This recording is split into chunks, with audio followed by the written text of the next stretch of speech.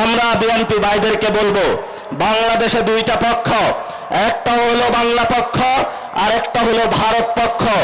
আপনারা যদি ভারত পক্ষে গিয়ে থাকেন, বাংলা পক্ষের সাথে আপনাদের কঠিন লড়াই হবে, এবং এই লড়াই যদি আপনাদের আবারই পতন হয়, তাহলে সেই পতনে আমাদের কোনো কিছু করার থাকবে না, কারণ আপনার পতন আপনি নিশ্চিত করছেন। এখন ওরা আমাদেরকে বারবার বলে যে ছোট ছোট পোলাপাইন তাদেরকে নাকি ধমক দিয়ে কথা বলে, এই ধরনের অভ্যাস শেখ হাসিনার ছিল। আপনারা দেখেছেন পার্লামেন্টে দেশের অন্যতম প্রতিভাশা আলেম আল্লামা মামুনুল হককে নিয়ে যেই ধরনের আওয়ামী লীগ কুরুচিপূর্ণ মন্তব্য করেছিল, তেমনি ভাবে বিএনপি সরকার আওয়ামী লীগের পথ ধরে একই কুরুচিপূর্ণ মন্তব্যে তারা আশ্রয় নিয়েছে। ইনকিলাব ইনকিলাব, দিল্লি না ঢাকা, গোলামি না আজাদি। হ্যালো, ধন্যবাদ। আসসালামু আলাইকুম, বিসমিল্লাহির রহমানির রহিম। প্রিয় খুলনাবাসী, একটি বিখ্যাত গজল আছে, এ ওলি আল্লাহর বাংলাদেশ, এ শহীদ গাজীর বাংলাদেশ, রহম করুন আল্লাহ, রহম করুন আল্লাহ।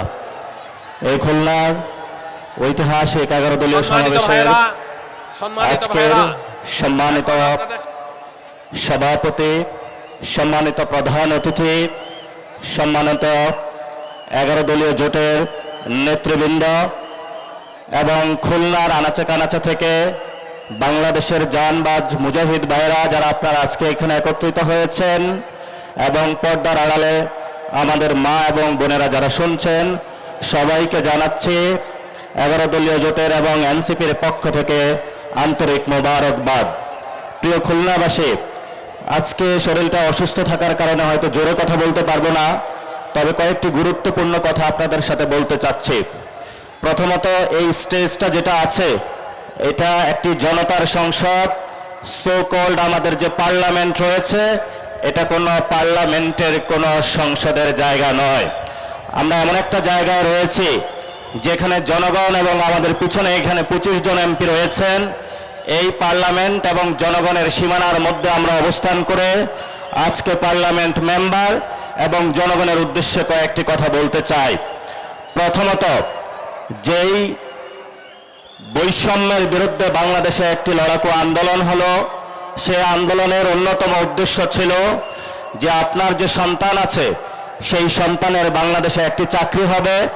আপনি যে আপনার মা বাপের যে সেই হারানো জমিটুকু ছিল, বিক্রি করে তার হাতে তুলে দিয়েছিলেন, বাবা তুমি পড়াশোনা করো, তুমি একটি চাকরি করবে, এসে তুমি চাকরি করে আমার হাতে টাকা তুলে দিবে।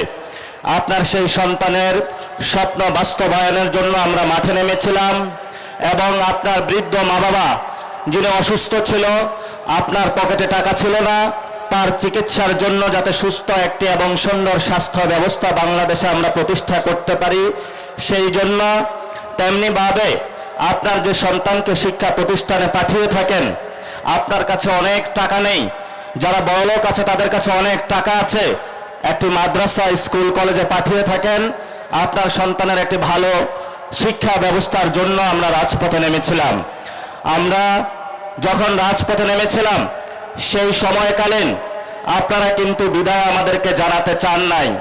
26 বছর আমাদেরকে যখন আপনারা পালন করেছেন, প্রিয় সন্তানকে যখন রাজপথে হাসিনা খুনির সন্ত্রাসের গুলির মুখে ছেড়ে দিয়েছিলেন, তখন বলেছিলেন অনেক মা বাবা যে বাবা তুমি ঘরে ফিরবা না, শহীদ হয়ে ফিরবা, তবে বাংলাদেশের সার্বভৌমত্ব রক্ষা করে আসবা।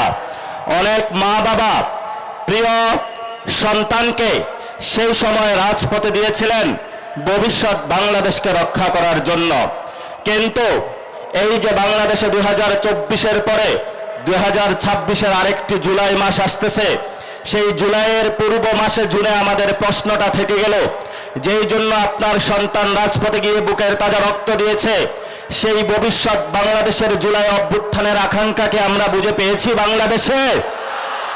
যদি আমরা বুঝে না পাই, তাহলে সবিনয়ে যারা পার্লামেন্টে রয়েছেন, সরকারি দলে যারা রয়েছেন, বিরোধী দলের যারা রয়েছেন, আপনাদের কাছে আমরা জানতে চাই যে আগামীর জুলাইয়ে আপনারা কি সেই পার্লামেন্টে যারা চাঁদাবাজ, দুর্নীতিবাজ, সন্ত্রাস, দখলদার, ট্যাক্সের টাকা মেরে খায়, এবং আপনারা যারা শেয়ার মার্কেটে বিনিয়োগ করেছিলেন আপনাদেরকে সব টাকা ছিন্ন করে তারা নিয়ে গিয়েছিল।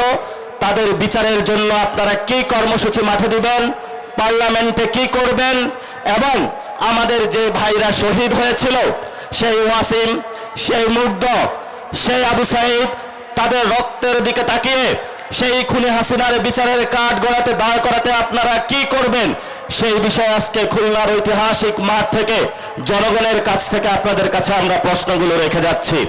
প্রিয় উপস্থিতি, আপনারা জানেন এই বৈষম্যের বিরুদ্ধে যখন আমরা রাজপথে নেমেছিলাম, এরপরে আমাদের সামনে তিনটি এজেন্ডা ছিল।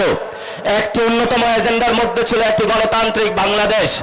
যেই দলটি গত 17 বছর লড়াই করেছিল বাংলাদেশে গণতন্ত্র কায়েমের জন্য, তারা এই 24-এর গণ অভ্যুত্থানের পরে ইলেকশন ইঞ্জিনিয়ারিং এর মাধ্যমে এই গণতন্ত্রকে তারা নিজে গলা টিপে বাংলাদেশের বুকে হত্যা করলো। এবং আমরা দেখতে পেলাম তারা সেই দিল্লির কুখ্যাত সন্ত্রাসী মাফিয়া গোষ্ঠী আওয়ামী লীগের সাথে হাত মিলিয়ে বাংলাদেশের জনগণের উপরে আবার নতুনভাবে যারা গত 17 বছর আমাদের উপরে অত্যাচার, নির্যাতন, নিপীড়ন চালিয়েছিল, এসালাম এবং বেক্সিমকো থেকে যেই ধরনের ব্যবসায়িক জঙ্গি গোষ্ঠী জনগণের উপর অত্যাচার করেছিল, তাদেরকে আবার এই পার্লামেন্টে তারা জায়েজ করে নিল। শুধু তাই নয়, পার্লামেন্টের প্রথম সেশনে যার নির্দেশে বাংলাদেশের অসংখ্য আপনাদের সন্তান খুন হয়েছে, সেই চুপ্পুকেও তারা পার্লামেন্ট অধিবেশনে এসে নিয়েছিল এবং সেই চুপ্পুর সামনে তারা দৌড়ে পার্লামেন্ট সেশনে করেছিল। এবং পরবর্তীতে যখন তাদেরকে বলা হলো যে আমরা একটি বৈষম্যহীন, একটি মানবিক বাংলাদেশ চাই, তখন তারা ধর্মীয় কার্ড খেলা শুরু করলো। মুক্তিযুদ্ধের ভুয়া কার্ডের আশ্রয় নিয়ে দিল্লির সাথে তাল মিলিয়ে নতুনভাবে যারা বাংলাদেশের পার্লামেন্টে এবং জনগণে মাঠে প্রান্তরে রয়েছে তাদেরকে বাংলাদেশ বিরোধী আখ্যা দিতে শুরু করলো। আমরা বিএনপি ভাইদেরকে বলবো, বাংলাদেশে দুইটা পক্ষ, একটা হলো বাংলা পক্ষ আর একটা হলো ভারত পক্ষ। আপনারা যদি ভারত পক্ষে গিয়ে থাকেন, বাংলা পক্ষের সাথে আপনাদের কঠিন লড়াই হবে। এবং এই লড়াই যদি আপনাদের আবারই পতন হয়, তাহলে সেই পতনে আমাদের কোনো কিছু করার থাকবে না, কারণ আপনার পতন আপনি নিশ্চিত করছেন। এখন ওরা আমাদেরকে বারবার বলে যে ছোট ছোট পোলাপাইন তাদেরকে নাকি ধমক দিয়ে কথা বলে, এই ধরনের অভ্যাস শেখ হাসিনার ছিল। আপনারা দেখেছেন পার্লামেন্টে দেশের অন্যতম প্রতিভাশা আলেম আল্লামা মামুনুল হককে নিয়ে যেই ধরনের আওয়ামী লীগ কুরুচিপূর্ণ মন্তব্য করেছিল, তেমনিভাবে বিএনপি সরকার আওয়ামী লীগের পথ ধরে একই কুরুচিপূর্ণ মন্তব্যে তারা আশ্রয় নিয়েছে। এবং সাথে সাথে তারা যে বিষয়টা জঘন্য কর্মকাণ্ড তারা করলো, তারা দেখলো বাংলাদেশে যতদিন আলেম ওলামা থাকবে, বাংলাদেশে যতদিন ইসলামের পক্ষের লোক থাকবে, বাংলাদেশে যতদিন নীতি নৈতিকতার লোক থাকবে, ততদিন তাদের চাঁদাবাজি, সন্ত্রাস, দুর্নীতি, ভারত নীতির তারা বিরোধিতা করতে যাবে। এই জন্য তারা বাংলাদেশের বাংলা পক্ষের শক্তিতে নিবৃত্ত করার জন্য ক্যারেক্টার আশ্রয় নিয়েছে। যেই পথে তারা আশ্রয় নিয়েছে, এই পথটা ছিল শেখ হাসিনার। এই জন্য আমি তারেক রহমানকে অনুরোধ করব, আপনার বাপ কখনো মুজিববাদী লোক ছিল না, আপনার মা কখনো মুজিববাদী লোক ছিল না, কিন্তু আপনি নব্য করে মুজিববাদের পাহারা হয়েছেন। এই মুজিববাদের পাহারাদার হয়ে যদি বাংলাদেশের জনগণের সামনে আপনি দাঁড়ান, আমরা যারা মুজিববাদের দোষর তাদের সাথে এক সেকেন্ডের জন্য তাদের প্রতি আমরা আঘাতে পরোয়া করব না, ইনশাআল্লাহ। প্রিয় সালাউদ্দিন ভাই, আপনি আজকে বললেন আওয়ামী লীগ নাকি একটা মাফিয়া গোষ্ঠী। আপনার ঘরে যে আসালামের মতন একটা মাফিয়া গোষ্ঠী লুকিয়ে রেখে আওয়ামী লীগকে মাফিয়া গোষ্ঠী বলেন, আপনার ঘরে আসালামকে লুকিয়ে রেখে আপনি বেনজিরকে দূরতে যান, এই ধরনের ভণ্ডামি জাতির সামনে প্রকাশিত হয়ে পড়েছে। এবং আপনি সংবিধানের আশ্রয় নিয়ে বাংলাদেশের জনগণকে বোকা বানানোর যে প্রচেষ্টা নিয়েছিলেন, সেটা আমরা হাতে কলমে দেখিয়েছি যে আপনি আবু জাহেলের মতন সংবিধানের আশ্রয় নিয়ে বাংলাদেশের মুক্তিকামী জনতার যে ঐতিহাসিক লড়াই, সেই লড়াইকে আপনি অস্বীকার করেছেন। মাননীয় অর্থমন্ত্রী, আপনি বাংলাদেশের সামনে, জনগণের সামনে যে বাজেট দিয়েছিলেন, সেই বাজেটের মধ্যে আমার খেটে খাওয়া শ্রমিকের কোনো অধিকার আমি বুঝে পাইনি। আমার তরুণ শ্রমিক যারা রয়েছে তাদের কোনো কর্মসংস্থানের আমরা কোনো সুযোগ পাইনি। আপনারা যে বাজেট দিয়েছেন, সেই বাজেটের মধ্যে আমাদের নারীদের জন্য কোনো আমরা অধিকার পাইনি।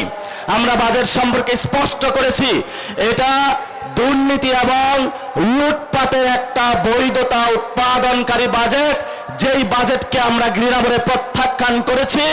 এবং এই বাজেট নতুন করে টাকা কামানোর ধান্দা, যেই গ্যাং ছিল সেই হাওয়া ভবনে, সেই গ্যাং তারা লন্ডনে আশ্রয় গিয়েছে, সেই গ্যাং এখন বাংলাদেশের মানুষের মধ্যে ইন্ডিয়ার সহযোগিতায় এবং আমাদের কতিপয় বিভ্রান্ত সেনাবাহিনীর যুবকদের সহযোগিতায় বাংলাদেশের মানুষের উপরে তারা চাপিয়ে দিয়েছে। আমরা তীব্র নিন্দা এবং ধিক্কার জানাচ্ছি। আপনারা যদি এই পথে টিপ টিপ করে পা বাড়াতে থাকেন, তাহলে আমরাও আপনাদের কিভাবে চাবিকাঠি নাড়া দিতে হয় এটা আমরা ভালো করে আপনাদের চোখের সামনে আঙ্গুল দেখিয়ে দিয়েছি। এই যে তারেক রহমানের একটা বন্ধু আছে, মীর শাহ আলম নাকি যেন কি নাম, সে আমাদেরকে সংসদে দাঁড়িয়ে বলেছিল, কোথায় ছিলা তোমরা? আমি বাবু তোমাকে প্রশ্ন করতে চাচ্ছি যে বাবু তুমি গত 17 বছর কোথায় ছিলা? তুমি শিবগুজ মডেলকে গোপালগঞ্জ মডেলে ট্রান্সফার করেছ। এই ধরনের উচ্ছৃঙ্খল যুবক যারা হাওয়া ভবনের বর্তমান সরকারে অংশগ্রহণ করেছে, এই উচ্ছৃঙ্খল যুবকদের থেকে বাংলাদেশ রক্ষা করতে হবে। এই উচ্ছৃঙ্খল যুবক কার গর্ভে জন্ম নিয়েছে, কোন দল করে, সেটা আমরা বাংলাদেশে দেখবো না। উচ্ছৃঙ্খল যুবকদেরকে আমরা শৃঙ্খলা আনবো, এটাই আমাদের আজাদির লড়াই। শেষ কথা, আমাদের আগামীর 3টা লড়াই। এই 3টা লড়াই হলো আমাদের সংস্কার বাস্তবায়নের লড়াই, যার জন্য এই খুলনার সমাবেশে আপনারা উপস্থিত হয়েছেন। 75% বাংলাদেশের মানুষ ভোট দিয়েছে। আমাদের দ্বিতীয় লড়াই বাংলাদেশে সার্বভৌমত্বের লড়াই। এই সার্বভৌমত্বের লড়াইয়ে দিল্লির দাদাবাবু থেকে বের হয়ে, আমেরিকান পররাষ্ট্রনীতি থেকে বের হয়ে স্বাধীন বাংলাদেশের পররাষ্ট্রনীতি ইনশাআল্লাহ আমরা বাংলাদেশে প্রতিষ্ঠা করব। লাস্ট যেটা, আওয়ামী লীগ বাংলাদেশে বিচারের মুখোমুখি হতে হবে। যদি আওয়ামী লীগ বাংলাদেশে বিচারের মুখোমুখি না হয়, তাহলে আমাদের সামনে আরো অসংখ্য যুবক, আরো অসংখ্য নারী, অসংখ্য হিন্দু, অসংখ্য আলেম ওলামা, আমাদের ভবিষ্যতে তাদের হলো পবিত্র এই রাজপথে তাদের রাজপথ রঞ্জিত হবে। আমরা আশা করব সরকার আমাদের কথাগুলো তারা কানে না দিবে। যদি তারা না নেয়, তাহলে কিভাবে কানে তাদেরকে ঢুকাতে হয় আমরা সেই উচ্ছৃঙ্খল যুবকদের শিখিয়ে দিব, যারা পার্লামেন্টে বসে বসে মিট মিট করে হাসে। প্রিয় খুলনাবাসী, আপনারা জানেন এই খুলনায় কেডিআইতে দলীয় লোক বসানো হয়েছে, এই খুলনাতে সিটি কর্পোরেশনে দলীয় লোক বসানো হয়েছে, এই খুলনাতে জেলা প্রশাসনের লোক বসানো হয়েছে দলীয় লোক, এমনকি বিসিবিতেও লোক বসানো হয়েছে। খুলনাবাসী, এই সব সন্ত্রাসীদেরকে আপনারা ছাড় দিবেন না। যতই ভদ্রতার মুখোশ পরে তারা আমাদের সামনে আসে, আপনারা যদি তাদেরকে ছাড় দেন, কালকে আপনাকে তারা হত্যা করতে উদ্যত হবে, আপনার সন্তানকে তারা হত্যা করবে, আপনার মাকে তারা হত্যা করবে, আপনার বউকে তারা হত্যা করবে। এই সব সন্ত্রাসীদেরকে খুলনার অঞ্চল থেকে উচ্ছেদ করতে হবে। এবং যারা মসজিদে হত্যাকাণ্ড ঘটিয়েছে খুলনাতে, আমরা বাবু তোমাদেরকে হুঁশিয়ার করে দিতে চাই। সালাউদ্দিন সাহেব বলে আইন শৃঙ্খলার নাকি অবনতি হয় নাই, তাহলে খুলনাতে কোন বাবু আপনার এই মসজিদের মধ্যে হত্যাকাণ্ড ঘটিয়েছে? সেই দিল্লির দাদাবাবুর পরগেটুপুত্র সালাউদ্দিনের কাছে আমরা প্রশ্ন রাখতে চাই। প্রিয় খুলনাবাসী, আমাদের সামনে সময় নেই। রাজপথে আমরা বিরোধী দলীয় নেতা যিনি আছেন, আমাদের 11 দলীয় নেতৃবৃন্দ, আমরা মনে করি এখনো ওনারা ঠিক পথে আছেন। মিটিমিটি করে পা করে আমরা সামনে এগোচ্ছি। ওনাদের নেতৃত্বে আপনারা শক্ত অবিচল এবং আপনাদের জায়গা থেকে শক্ত অবস্থান বজায় রাখবেন। দলীয়ের মধ্যে বিভিন্ন সাঙ্গপাঙ্গ অ্যাসাসিনেট ঘুরে ঘুরে তারা আমাদেরকে বিভ্রান্ত করার প্রচেষ্টা চালাবে, বলবে তুমি ইসলাম করো, তুমি কেন এখানে হলো যে ইসলামিক জোট না জামাতে ইসলামে আছো, বলবে তুমি সেকুলার দল, তুমি কেন ইসলামিক জোটে আছো। এই ধরনের বিভ্রান্তি করার অপচেষ্টা তারা চালাবে। এগুলাতে কান দিবেন না। আমাদের উপরে আছে আল্লাহ, আর জমিনে আছে আমাদের বাংলার মাটি। এই দুইটা জায়গায় ইনশাআল্লাহ আমরা এগিয়ে যাব।